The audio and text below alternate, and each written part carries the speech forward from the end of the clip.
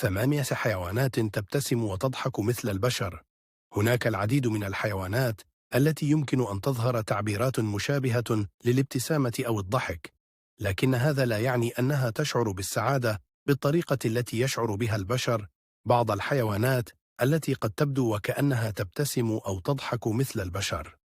وفي التقرير التالي نستعرض أبرز الحيوانات التي تبتسم وتضحك مثل البشر. 1. الشمبانزي. يعتبر الشمبانزي من أقرب الحيوانات للبشر في مجموعة القرود العليا. يمكنهم إظهار تعبيرات مشابهة للابتسامة عندما يكونون في حالة مزاجية جيدة أو أثناء اللعب. 2. الدلافين. تعتبر الدلافين من الحيوانات الاجتماعية، وتظهر في بعض الأحيان تعبيرات يبدو أنها تشبه الابتسامة، لكن هذا غالبا ما يكون بسبب بنية فمهم وليس تعبيرا عن السعادة الفعلية.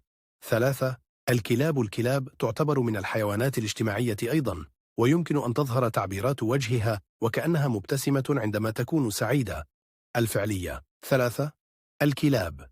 الكلاب تعتبر من الحيوانات الاجتماعية أيضا، ويمكن أن تظهر تعبيرات وجهها وكأنها مبتسمة عندما تكون سعيدة أو في حالة لعب. 4. القطط. في بعض الأحيان قد تظهر القطط تعبيرات وجوه قد تظن أنها ابتسامة، لكن القطط لا تضحك بالطريقة التي يفعلها البشر. 5. إنسان الغاب.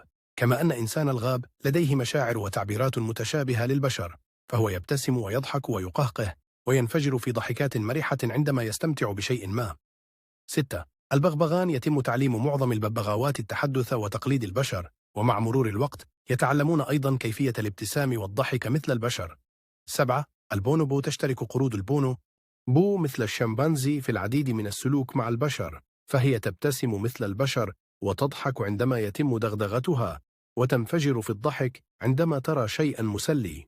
8. الغوريلا. على غرار البشر تبتسم الغوريلا وتضحك أيضا أثناء التفاعل، مثلما تختلف أصوات وضحك الإنسان، فإن الغوريلا تتصرف أيضا على هذا النحو